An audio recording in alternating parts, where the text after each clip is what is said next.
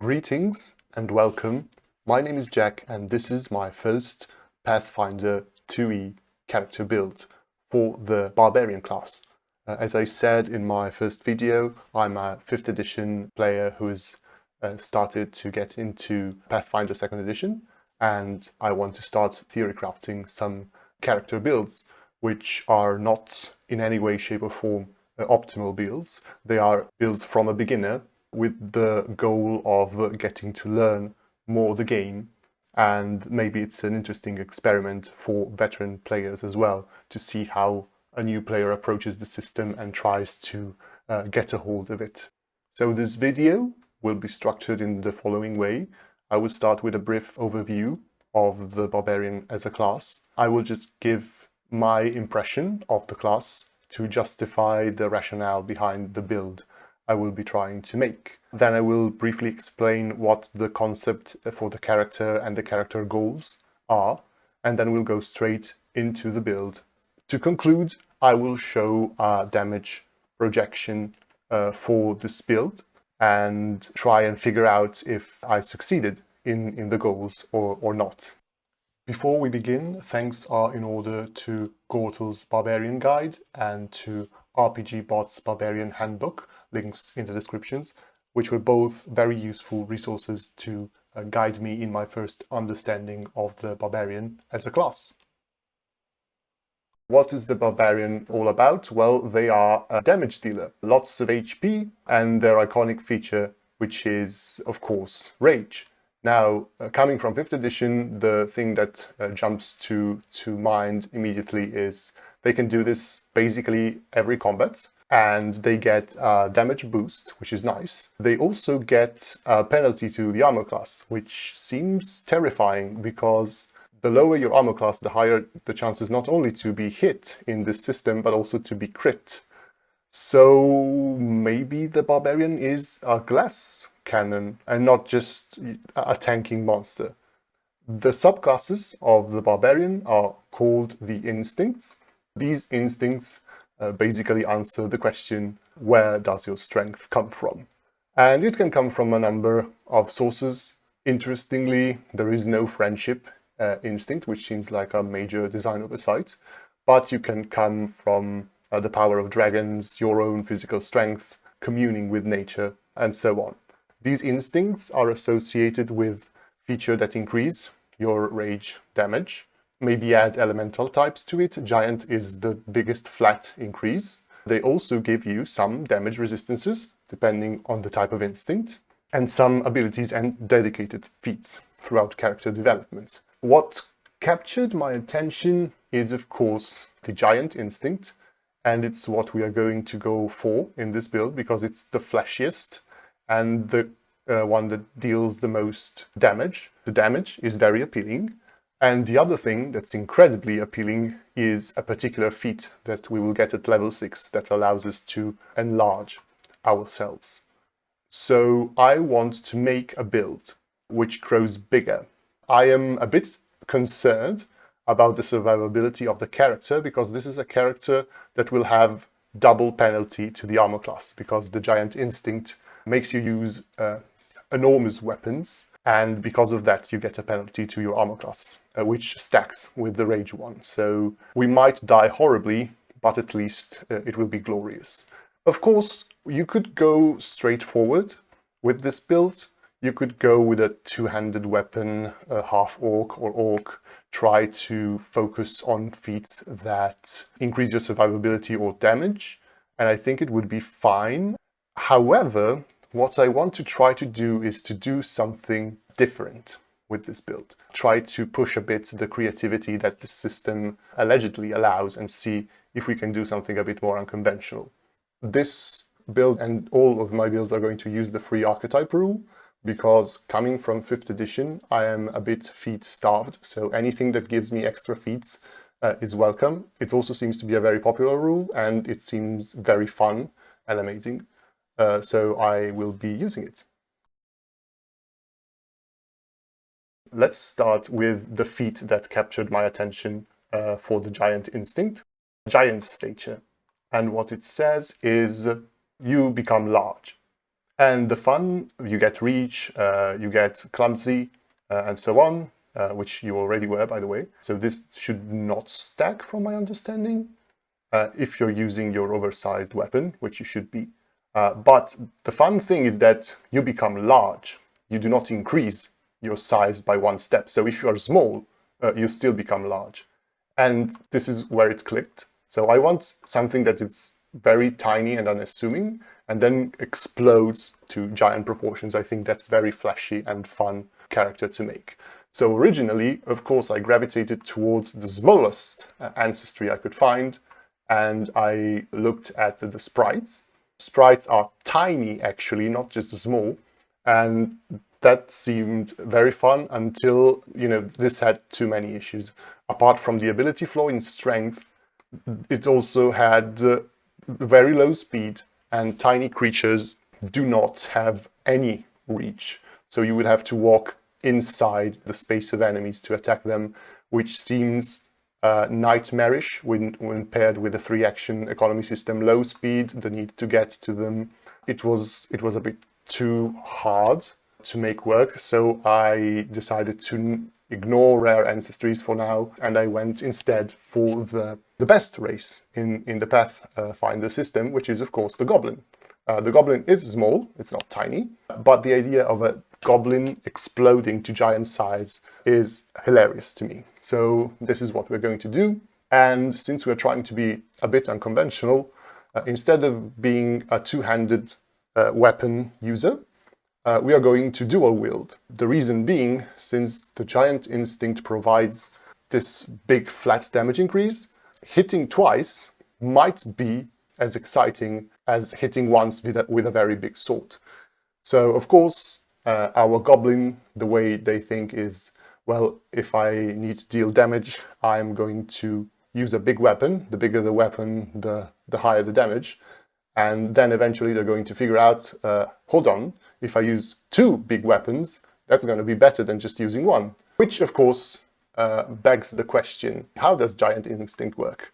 It allows you to use a weapon built for a large creature, if you're small or medium, and by gaining access to this larger weapon, of any weapon type otherwise available at character creation, when wielding it, you deal extra damage with your rage, and also are clumsy. So you cannot mix and match weapons with this, or can you? So it says you can use a weapon. This can mean you can use only that particular weapon. So your great axe, your great sword, whatever, and it's that one and that one that you build. Or this can mean you can use any weapon of that type. So if you choose, for example, the long sword, you can use 2 long swords, and then it's fine. Technically, by raw, the next sentence says, when wielding such a weapon, increase your additional damage from rage. So it doesn't say your additional damage with that weapon. It says your additional damage from rage. So although it's stupid, you could be wielding a one-handed weapon, and you could be attacking with your offhand weapon, who is a dagger, and you would still be dealing your extra damage by rules as written, the way I understand it. I might be wrong. So how do we handle this? Surely it is reasonable to start with a bastard sword, wield it two-handed, and use it as your starting weapon. And then, as your second weapon, by raw, you can get anything. It would still apply your oversized weapon damage. If your DM is more, allows you to kind of retrain your instinct weapon, which is what I was assuming here, you can start, as I said, with a reach weapon. You can start with a great sword, which is slightly better than a bastard sword. If not, then start with the bastard sword and stick with dual wielding bastard swords. It would be nice if the second one was also oversized for comedic value, but it doesn't need to be. So this is how we dual wield as a Giant Instinct Barbarian. And so we have our goblin character, who is a dual wielding goblin, which we will call Drizz. For the background, it doesn't really matter that much, as long as you get the bonuses you want with the abilities and with a feat which is half decent. I will not stress this out too much, just select farmhand. Assurance in athletics seems reasonable, and we can make the ability scores work. So ability scores should be, of course we want strength every time we can get it. The default ones seem nice. We want 18 in strength, we want 14 in constitution, why not? We want 14 in dexterity as well, and 8 in wisdom seems like asking for trouble, so we'll try to mitigate our ancestry ability flaw a bit. And we will end up with this ability score distribution: 18 in strength, 14 in constitution, 10 in wisdom, 14 in dexterity, and 12 in charisma, which is also going to be relevant. Moving on to the skills. We don't have many skills with this character, but we should be able to manage all the ones we really want. The ones we are going to take to legendary are certainly athletics, probably acrobatics, why not? And since we like to be a bit of a social barbarian, why not take intimidation, which has a lot of very cool skill feats associated with it. With this, we've got our basics kind of covered. We've got 2 more skills we can select, and really here you can pick your favorites. We've got a bit of charisma. Maybe we are able to not just intimidate people and also be kind of diplomatic. Maybe Driz, what they want to do is like show people that goblins are not just weak and pathetic, but they can also be noble and selfless. And this is he's going to accomplish that by basically beating up everyone who disagrees with him. So that's a bit of diplomatic character we've got on our hands. And we get an extra skill because farmhand gives us training in athletics, but we were already trained by our basic class. So maybe medicine. So at the low levels we can contribute to healing, but if there are other characters who have the skill, really anything can help. Heritages. Okay, now here we can just go with Unbreakable Goblin for the extra HP, but uncommon heritages are just too good. The idea of playing an Azima Goblin is great, a Tiefling Goblin is great, and this is what we're going to do. We are a Tiefling Goblin. Maybe we were cast out of our tribes because of our fiendish heritage. Maybe we were considered heroes because of that, and so that's a very interesting background point. Actually, we are not going to take many ancestry feats. I think we aren't going to take any goblin ancestry feats. The choice of goblin is just for thematic purposes, and because I want to switch from small to large and then huge, because I think it's funny. But really, any ancestry can go with the build I'm making. The real point is we are going to be taking tiefling feats, and if you want, it's probably more straightforward to do a dwarf or a human or an orc, these more optimal choices. But goblin is so much fun. Why wouldn't you pick a goblin, right?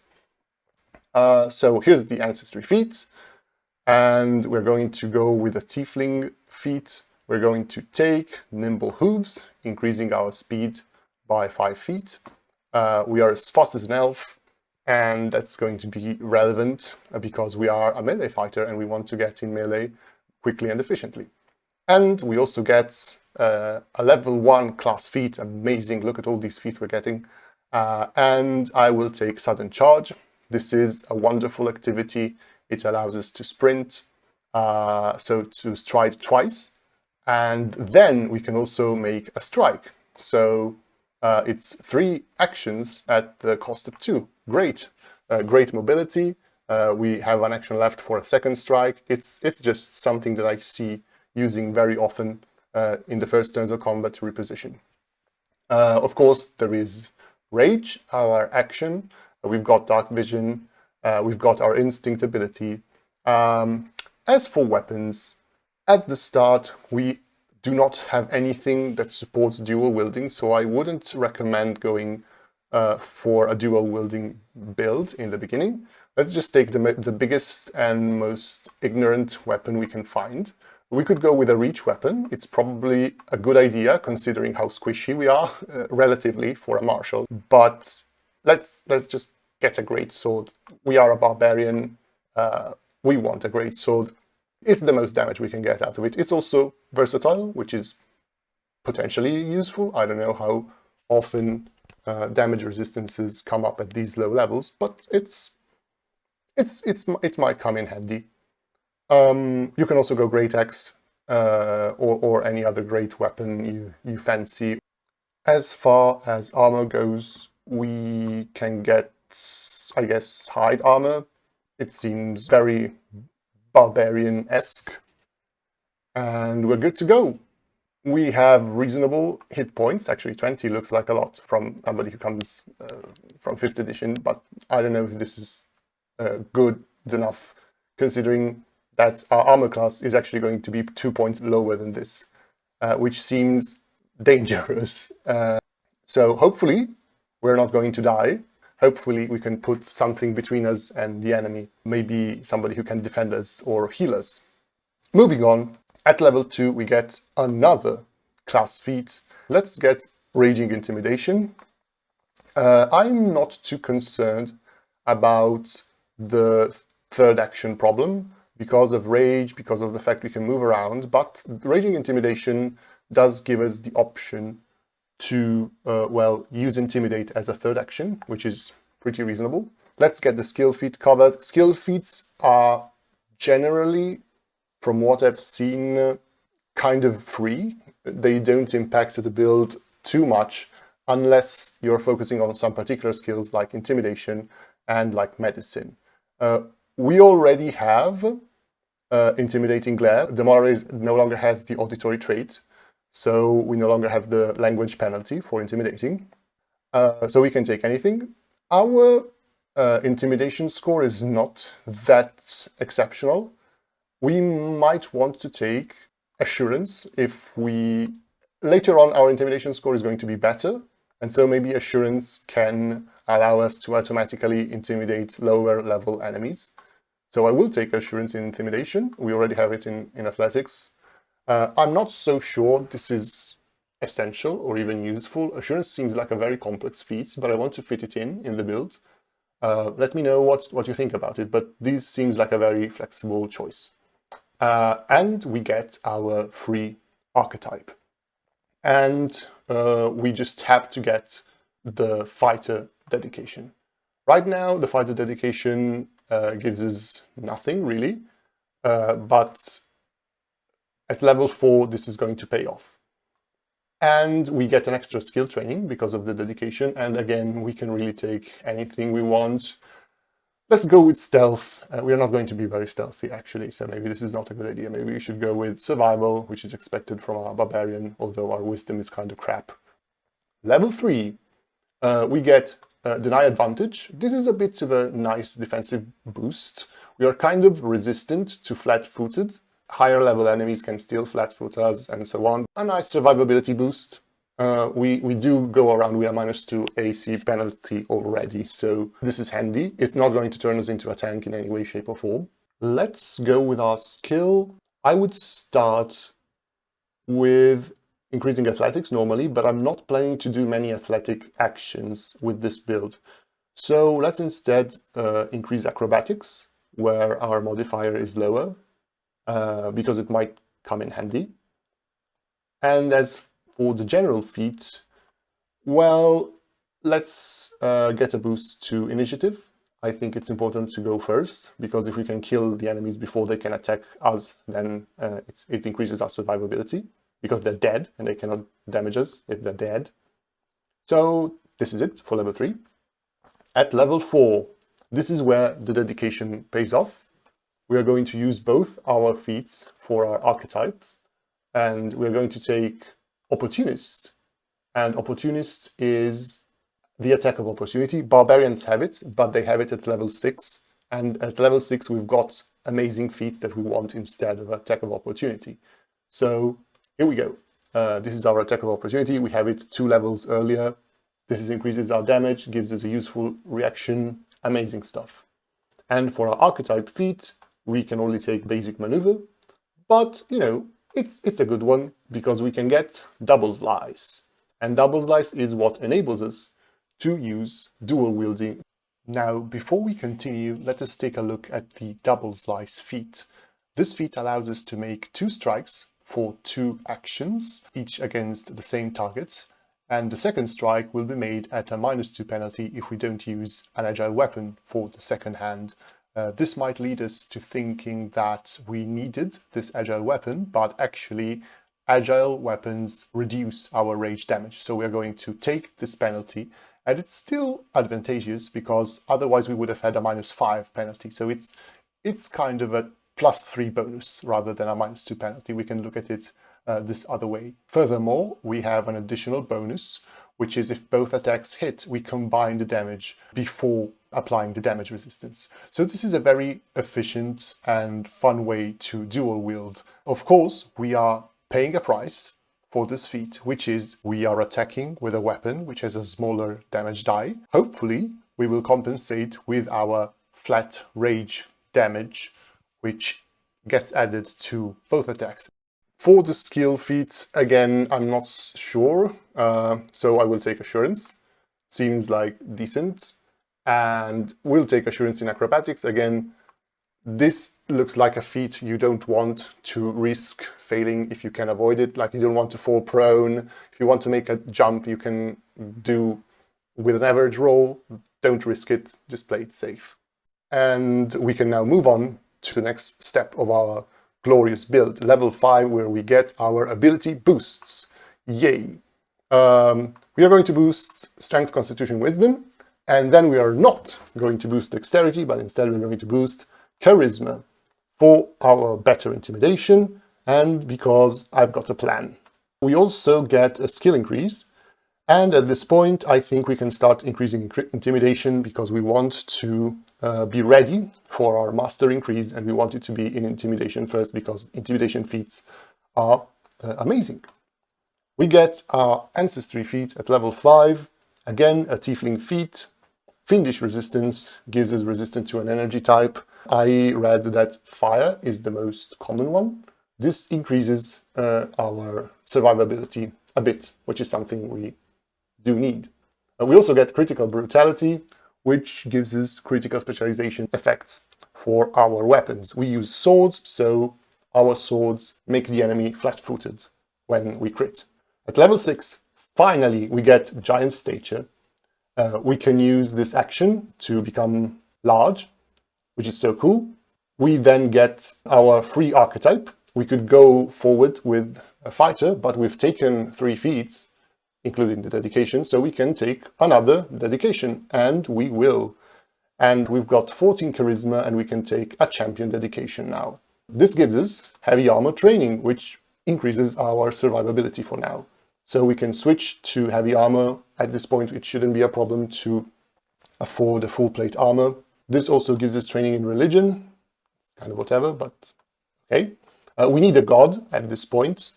Might as well worship Gorham, seems fitting. We also get an extra skill. Again, pick your favorite, it doesn't matter. I will pick nature, why not?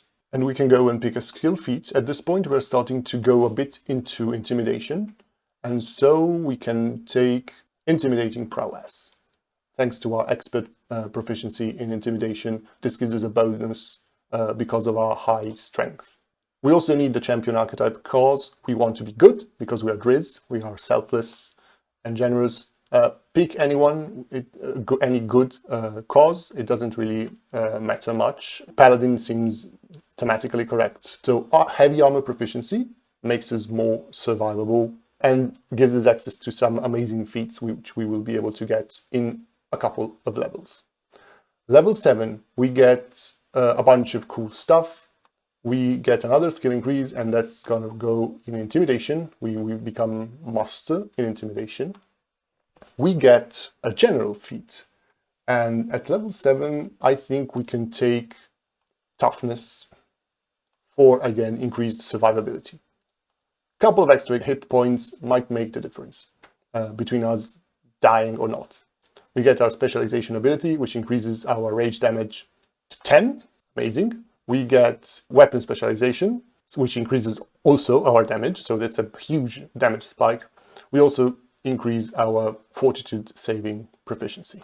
Level 8 is where we do the same trick we did before. I think you can do it. You can use class feats for the archetype feats. And we get Healing Touch.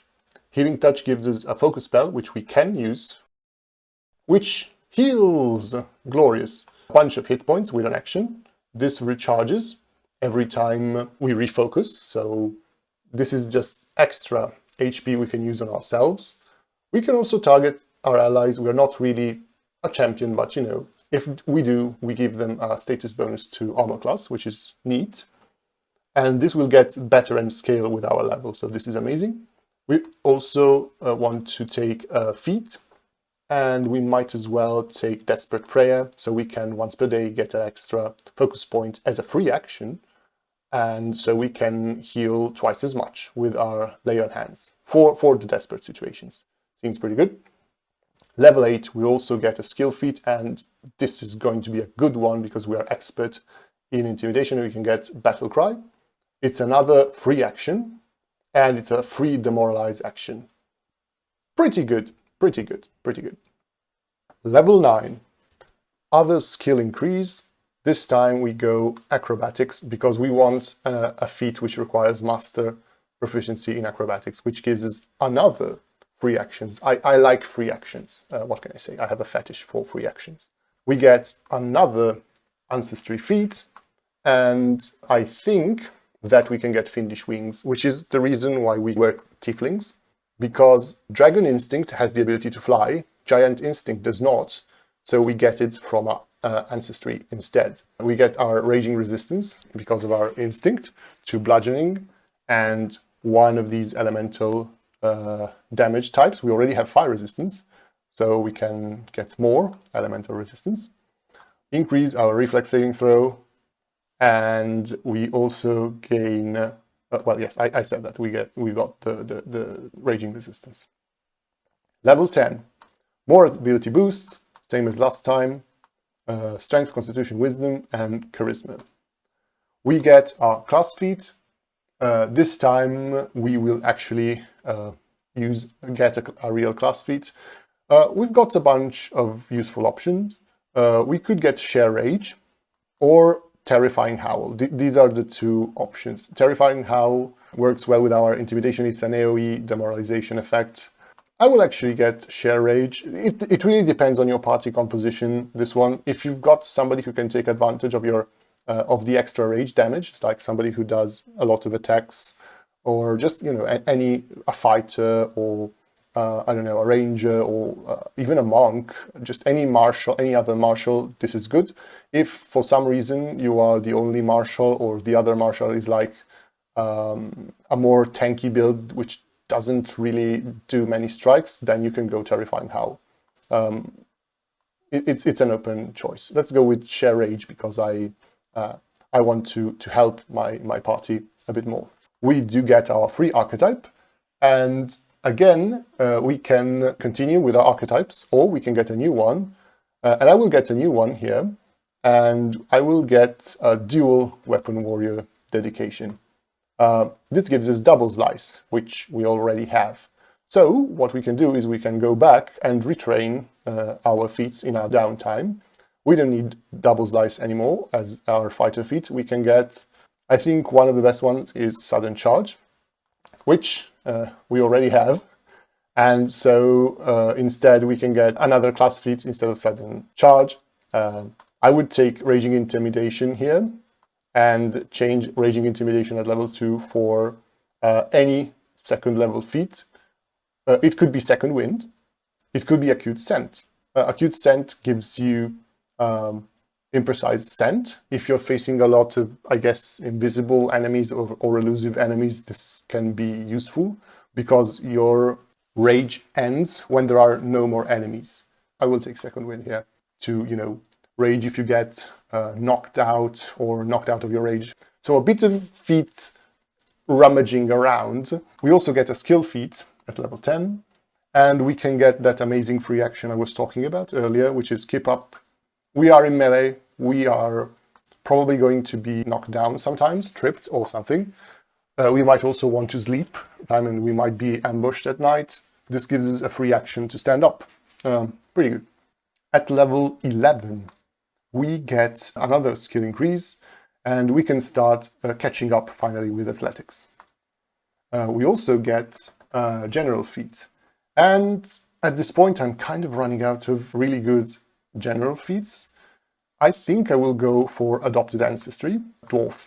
Of course, if we were a dwarf to begin with, this would not have been necessary. We might have taken fleet or something else. But goblin forever. We also get mighty rage. This is amazing. It gives us a free rage action when we rage. We can use this with our giant instinct ability. So we can use this with giant stature, which is rage ability. So we can do this for free. If we had taken terrifying howl at level 10, we could have used it with that. Share rage is a rage ability. We can use it for free. So pretty good action economy feature, that one. Level 12. We get a very obvious feat in the tree, and we're going to pick it. Titan stature. You can become huge instead of large for even more reach. We don't have to, it's not compulsory. We might not be able to become huge if there isn't space, but please DM, do not stick us into corridors or allow us to break through the corridors. Sometimes we might not be able to use this giant proportions thing, but it's kind of campaign dependent, but this is too good and too fun to pass up. We also get our free archetype, and we get Flensing Slice. This is an amazing damage increase. If we hit with both attack with double slice, we deal persistent bleed damage. And we also make the target flat-footed, and we decrease its resistances to any physical damage by 5 for 1 turn. Great third action, circumstantial, we cannot always use it, but when we can, this is amazing. And for skill feats, we're going to keep investing into Intimidation, Terrified Retreat. If we critically succeed at demoralizing, the target is lower level, they will flee for 1 round.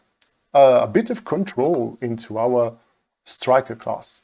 This, of course, can be combined with our free action demoralize, or reaction demoralize even. Level 13. We get our skill increase, and again, we keep up with athletics.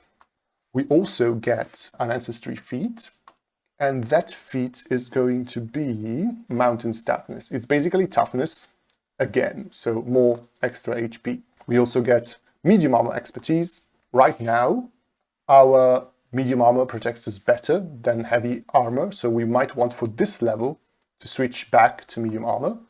We also get increased fortitude saves, and we also get extra proficiency to weapons, like all martials, so good level.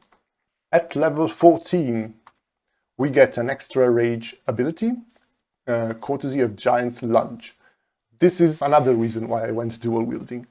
All our melee weapons, while we're raging, if we use this ability, it's kind of like a stance. We trigger it once and then it's active for the duration of our rage. All our weapons and unarmed attacks gain reach 10, which stacks with all other reach increases from giant stature, and we have amazing reach. So this makes it easier to trigger opportunity attacks, which gives us extra attacks, which makes us deal more damage. Fun stuff. We also get an archetype feat, and we can take the diverse armor expert, which gives us expert proficiency in heavy armor as well, so we can go back to our heavy armor. Finally, we get our skill feat. Here I took terrifying resistance. If we can demoralize a creature, we get a bonus to saving throws against that creature's spells. We might be able to demoralize a wizard or something, so this might come in handy. Level 15. More ability boosts. Again, we stick with the tried and true strength, constitution, wisdom, and charisma.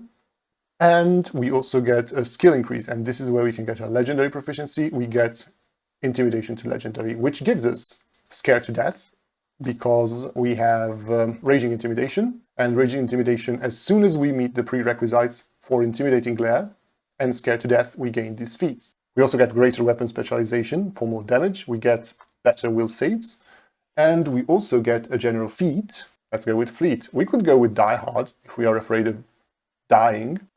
We are not going to die. We are Driz. We've got plot armor and heavy armor. We are now a level 16 character. Pick your favorite here. I like Whirlwind Strike. So this is an AoE attack. We are wielding Bastard Swords. This means we can drop a Bastard Sword with a release action. We can grip it with two hands with an interact action. And next turn, if the circumstances call for it, we can do a Whirlwind Strike with a pretty reasonable amount of damage. So if we are facing a lot of low-level garbage, with the incredible amount of reach that we have, should be able to cover a very large area and deal a lot of damage. We also have a free archetype feat. I will get dual onslaught. This is like the opposite of flensing slice. This triggers if we miss with both strikes, and we can still hit with one of the two weapons, even if we miss, unless we both critically miss. So this is also a pretty nice damage increase to our build. And then we get a skill feat at level 16. We are soon going to be able to fly permanently, so I think aerobatics mastery to improve our maneuverability in flight might come in handy next level. Speaking of which, level 17 we get another legendary proficiency. Neither of these abilities have amazing legendary feats, so pick your favorite. I will go with athletics first, because I prioritized acrobatics in the early stages of the build, and I don't want athletics to feel neglected. We get an ancestry feat, and this is what I was talking about. We get relentless wings, so permanent flight at all times. We will also get increased proficiency in perception, which is good. Level 18, we get a class feat. I'll get brutal critical, extra damage for criticals, and persistent bleed damage as well. Nice damage increase. Free archetype feat. I don't have anything particularly exciting here. I think I will get advanced devotion, and I will take any feat that give me an extra focus point.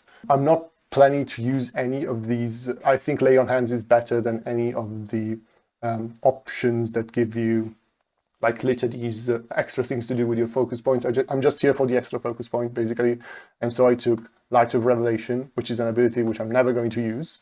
And a skill feat, again, we are kind of scraping the bottom of the barrel now, but we do have a legendary skill feat, which is Cloud Jump. You can jump very high with this, so why not? It's kind of funny, so let's take it. Level 19, we're almost at the end of our build, and we can bring acrobatics to legendary. We also get Armor of Fury for master proficiency in armor and an armor defense. So again, we can switch back and abandon heavy armor and maybe retrain the heavy armor feat for something else. This is a very high level, so I would rather have better armor class up to level 19 with the champion dedication and feat, and worry at level 19 about these extra feats than having a bit less armor class. But maybe, you know, it's a questionable choice, and maybe it's actually correct to just stick with the armor and get more use out of other feats at lower levels. Let me know what you think about this. We also get Devastator to ignore damage resistance, or potentially a damage increase. At this level, I would take probably Canny Acumen to increase my reflex save proficiency. If I really want to, you know, min-max this, I would retrain Fleet at level 17 so that I can get Master Reflex proficiency. And then at level 19, I would take Fleet again. And finally, we get to level 20. We get our final ability boosts. We have our Wisdom to 18. We got 20 Constitution, 22 Strength. There is no point in increasing Charisma. If we go with heavy armor, we can disregard Dexterity. If we stick with medium armor, Dexterity increases our reflex saving throws, so we can increase that. We get our final class feat. It's Unstoppable Juggernaut. I'll take this. For extra damage resistance, the ability to disregard the first time that we die. Pretty nice capstone ability. We also get another archetype capstone in a way, because we can take advanced maneuver and get a level 10 fighter feat, and that feat is going to be combat reflexes, which gives us an extra attack of opportunity for even more damage. And finally, our final skill feat, sadly, there is no legendary acrobatics skill feat, which is very sad. Pick what you want. I'll take trick magic items, so we can use magic items now. I don't know how relevant this is at level 20, but there we go. And that is the build. So looking at it afterwards, it looks like a very fun build. We have good damage scaling. We start like a pretty conventional barbarian with a two-handed weapon, be it a great sword or a bastard sword, two-handed. And then we quickly reach at level 4 the first turning point of the build, where we get our opportunity attack and the ability to dual wield. Then we unlock the ability to grow larger, and basically at every level we gain something interesting, something new. There are a lot of archetypes. Hopefully we have some survivability. At level 20 we will end up with 386 hit points, with the ability to use lay on hands to recover 60 hit points, potentially twice per combat if we use our Desperate Prayer, so that's potentially 120 extra HP. We also, very interestingly, are not just dumb, brutish damage dealer. We are not useless in non-combat situations, thanks to our intimidation and diplomacy. We aren't by any means a phase, but we can do things outside of combat. We have also different potential combat routines. We can double slice with our flancing slice. We can maybe share our rage to enhance our party abilities, and with our intimidation ability in general, we have a bit of a battlefield control. A note should be made, I think, about the action economy of this character. There are a bunch of abilities like Rage itself, for example, and then our Giant's Lunge, Share Rage, all the Rage abilities in general, which require an action. So we might end up with a very busy turn where we don't necessarily deliver all the damage we want because we're busy moving, raging, enlarging ourselves, and so on, which ties in neatly with the next part of the video, which is a damage projection.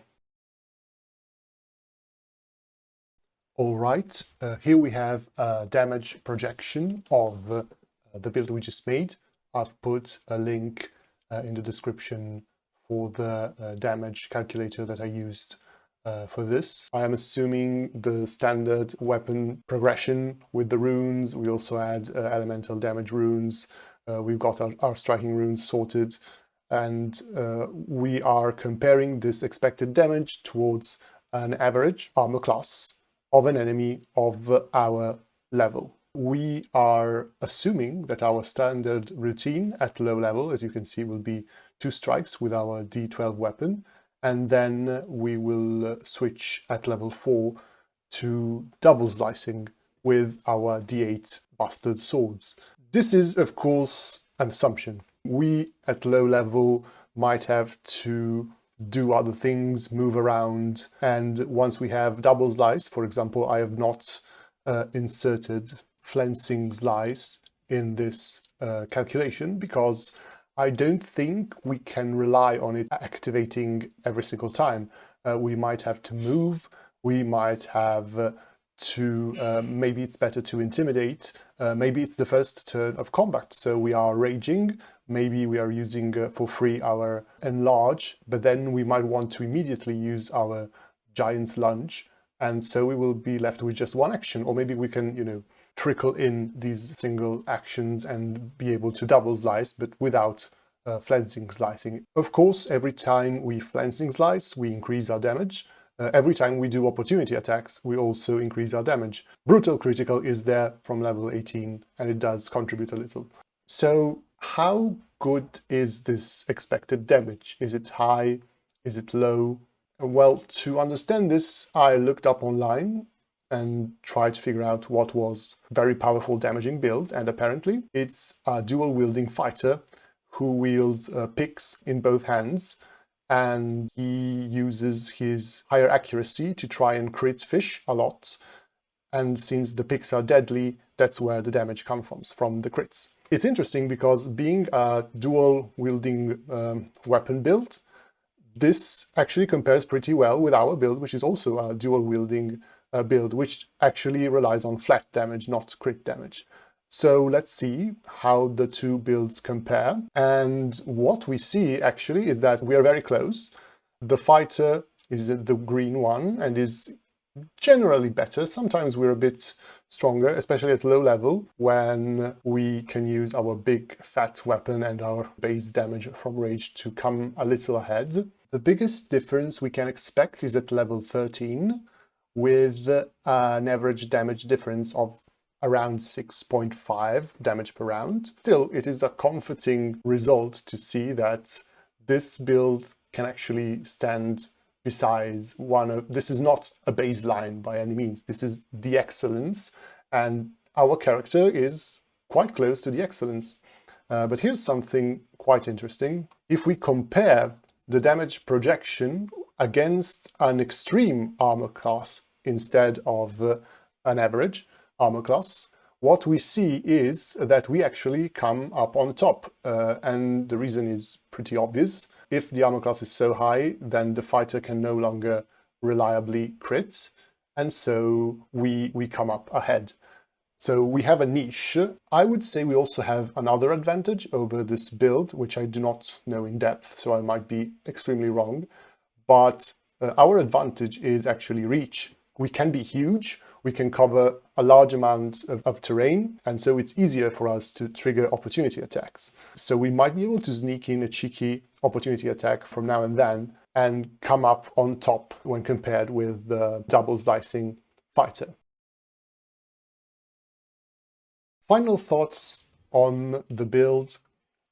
This looks and sounds like an amazing character, a character that I couldn't wait to play. This crazy goblin who tries to act all heroic and noble, but he just resorts to violence to actually solve his situations because he just doesn't know any better. As I said, every level basically offers something, and it's a build that I enjoyed a lot making, and I think I would enjoy a lot playing. It's so much more than a one-dimensional striker, as you would expect from a class as the Barbarian. And in general, the Barbarian class offers a lot of versatility. We just went with this concept, the giant build, and we were kind of guided through many feats, but we could have chosen a completely different concept, a dragon build or an animal instinct build, and this would have looked completely different. So this kind of solves the issue of players who want to play the same classes, how different are the characters going to be? Well, radically, potentially, with this design philosophy that Pathfinder 2nd edition seems to have. So that's everything I've got. I hope I wasn't too long. I hope I wasn't too boring. Please give me any feedback, is greatly appreciated. If you found any mistakes in the build or any misunderstandings, do let me know. What do you think about the giant instinct and how dual wielding with giant instinct works? Do you get only one weapon to be large? Do you get both? With that being said, I thank you very much for listening thus far, and I will see you in the next video. Goodbye.